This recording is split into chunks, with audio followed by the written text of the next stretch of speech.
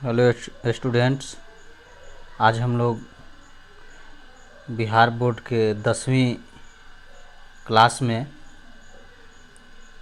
एक प्रमेय है 6.1 जिसे थेल्स प्रमेय भी कहा जाता है। इसको हम लोग सिद्ध करने के लिए सीखेंगे। तो देखिए थेल्स प्रमेय क्या कहता है। कह रहा है कि यदि किसी त्रिभुज की एक भुजा के समानांतर अन्य दो भुजाओं को भिन्न भिन्न बिंदुओं पर प्रतिच्छेद करने के लिए एक रेखा खींची जाए तो ये अन्य दो भुजाएं एक ही अनुपात में विभाजित हो जाती है। तो इससे संबंधित हम लोग पहले चित्र बनाएंगे और पहले उसको समझने का प्रयास करेंगे, उसके बाद आगे बढ़ते हैं।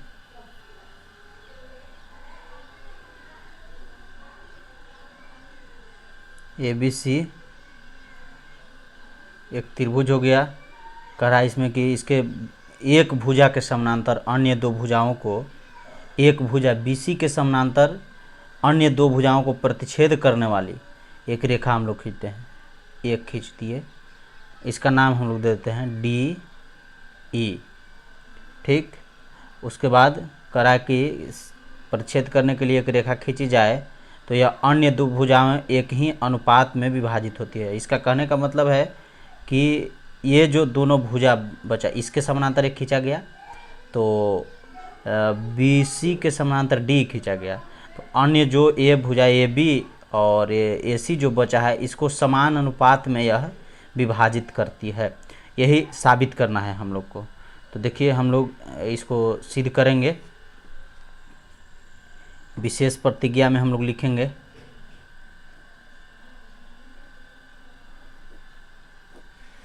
कि विशेष प्रतिज्ञा में लिखेंगे कि ABC जो चित्र में देख रहे हैं उसको हम लोग को लिख देना है ABC एक त्रिभुज है जिसमें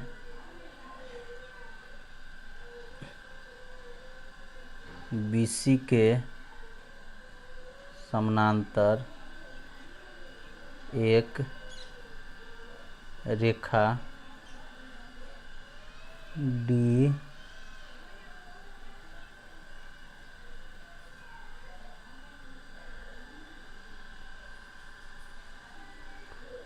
खींची गई है जो भुजा AB और AC को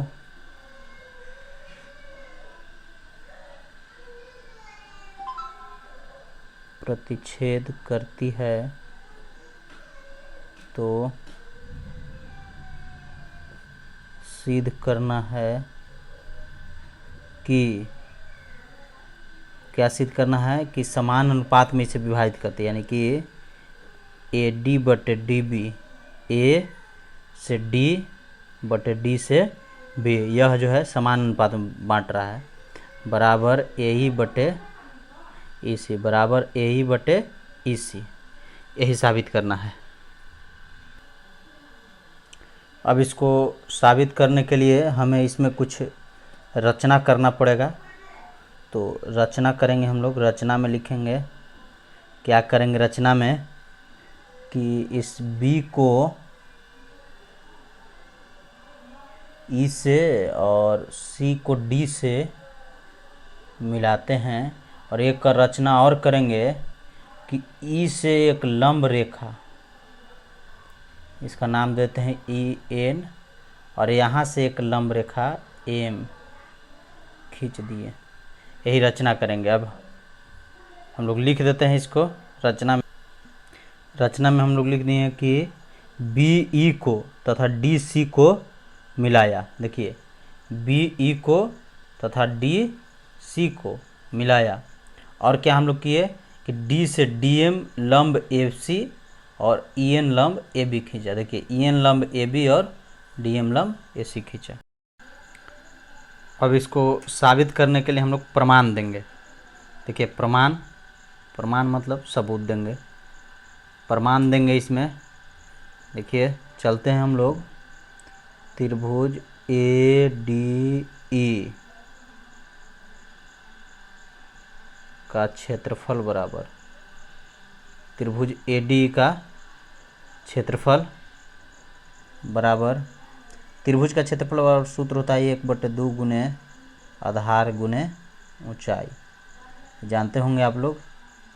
इसको हम लोग ऐसे भी लिख सकते हैं कि area of A D E बराबर 1/2 गुने ए डी कहाँ है, देखिए यहाँ चित्र में ए डी ई त्रिभुज हो गया, ई ऊपर वाला, तो इसका हम लोग क्षेत्रफल निकालेंगे तो 1/2 गुने आधार गुने ऊंचाई। तो देखिए ऊंचाई जो होता है शीर्ष लंब होता है, तो ऊंचाई इसमें इसको हम लोग ले सकते हैं या इसको ले सकते हैं। तो पहले हम लोग इसको लेते हैं। 90 डिग्री कोण पर है जो सीधी रेखा होती है, यही ऊंचाई होता है। तो इसको हम लोग ले लेंगे ऊंचाई। तो जब इसको ऊंचाई ले लेंगे, इसको आधार ले लेंगे, है ना। तो एक आधार हो गया ए डी और गुने ऊंचाई हो गया ई एन।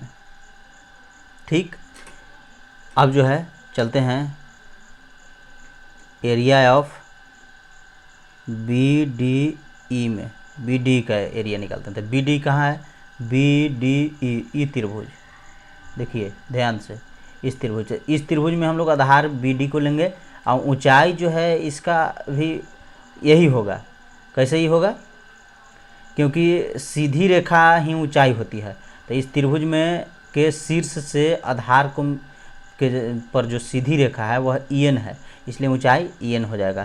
तो इसमें भी हम लोग लिखेंगे 1/2 गुने आधार डी बी और गुने ऊंचाई ई एन। ठीक,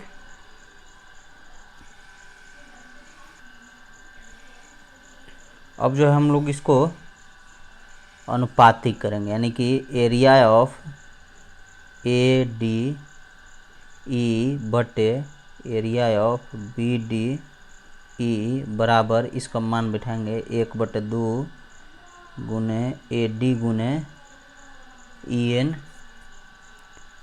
बटे 1/2 गुने डी बी गुने ई एन। देखिए 1/2 से 1/2 कट गया, ई एन से ई एन कट गया, क्या बच गया ए डी बटे डी बी, यानी कि एरिया ऑफ ए डी बटे एरिया ऑफ बी डी बराबर क्या बच गया ए डी बटे डी बी। इसको समीकरण 1 लेते हैं। पुनः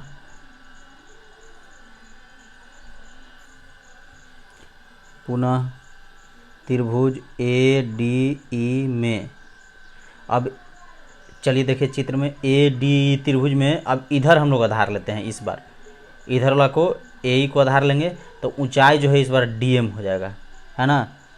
area of A D E बराबर 1/2 गुने आधार हम लोग इस बार ले रहे हैं ए ई को, ए ई देखिए आधार ए ई, ठीक, और ऊंचाई लेंगे डी एम, आधार गुने ऊंचाई, तथा एरिया ऑफ, अब इसको इस बार लेते हैं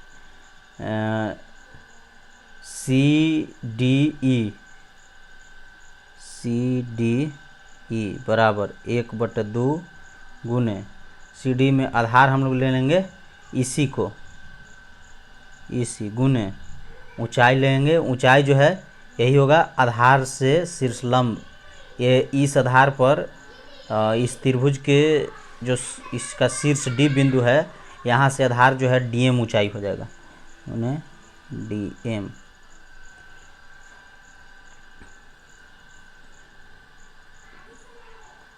इसी पेज बनाते हैं। अब जो है इसको भी अनुपातिक करते हैं। Area of A D E बटे area of C D E बराबर 1/2 ए ई गुने डी एम बटे 1/2 गुने EC गुने DM हो गया। इसमें भी देखिए 1/2 से 1/2 कट जाएगा, DM से DM कट गया, यानी कि एरिया ऑफ AD बटे एरिया ऑफ CD बराबर AE बटे EC। समीकरण 2 इसको लेंगे। अब जो है समीकरण 1, 2 का हम लोग तुलना करते हैं। देखिए समीकरण 1 में क्या है, समीकरण 1 यहाँ है एरिया ऑफ AD बटे BD बराबर है AD बटे DB। समीकरण 1 में देखिए AD, समीकरण 2 में भी देखिए 2 में यहाँ देखिए इसमें भी ऊपर जो है AD है, नीचे बदला हुआ है CDE है नीचे, इसमें नीचे है BD। तो यहाँ हम लोग देखते हैं कि CDE और BD किधर है त्रिभुज। देखिए BDE त्रिभुज है, देख रहे हैं, और CD त्रिभुज कने है, CDE त्रिभुज है, ठीक है। अब ये दोनों त्रिभुज में क्या समानता है कि दोनों का क्षेत्रफल बराबर है। कैसे क्षेत्रफल बराबर है, एक 9th क्लास में उसमें प्रमेय था कि जब किसी समानांतर रेखा यदि है और 2 त्रिभुज इसके बीच बनता है, उसका आधार अगर एक हो, है ना, और दोनों समानांतर रेखा के बीच में अगर कोई त्रिभुज बन रहा है और आधार एक हो, तो यह क्षेत्रफल में होता है बराबर। तो इसको हम लोग इस आधार पर पहले उस नियम को हम लोग लिख देते हैं कि चूँकि हम जानते हैं कि किसी एक ही समानांतर रेखा और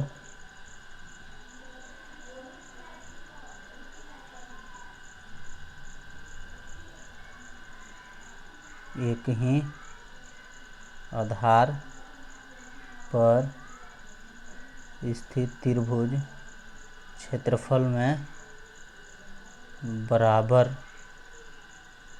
होता है, इसलिए एरिया ऑफ BD बराबर एरिया ऑफ CDE। CD और CDE बराबर हो जाएगा। अब जो है इसका मान जो है समीकरण 1 या 2 कोई में भी रख दीजिए। समीकरण 2 में मान रखने पर, अगर समीकरण 2 में रखते हैं तो एरिया ऑफ ADE बटे एरिया ऑफ, देखिए CD के जगह पर हम लोग CD जो है BD के बराबर है, BDE बराबर AE बटे EC। इसको हम लोग समीकरण 3 ले लेते हैं। ये समीकरण 3 हो गया। अब देखिए समीकरण 1 और 3 का तुलना कीजिए। तो समीकरण 1 हमारा क्या कहता है कि ADE बटे BD बराबर AD बटे DB, और समीकरण 3 देखिए क्या कहता है कि ADE बटे BD बराबर 1 बटे AE बटे EC। समीकरण 3, तो समीकरण 1 और 3 का तुलना करें तो इसका बायां पक्ष इसका बायां पक्ष बराबर है, तो इसका दाहिना पक्ष इसका दाहिना पक्ष भी बराबर होगा। लिखेंगे कि इसलिए समीकरण 1 और 3 से क्या होगा, दोनों का दायां पक्ष भी बराबर होगा। AD बटे DB बराबर AE बटे EC।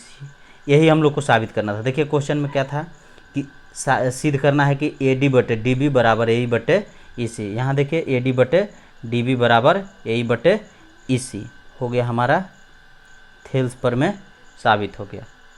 यह पूर्ण रूप से थेल्स प्रमेय जो है साबित हो गया, सिद्ध हो गया।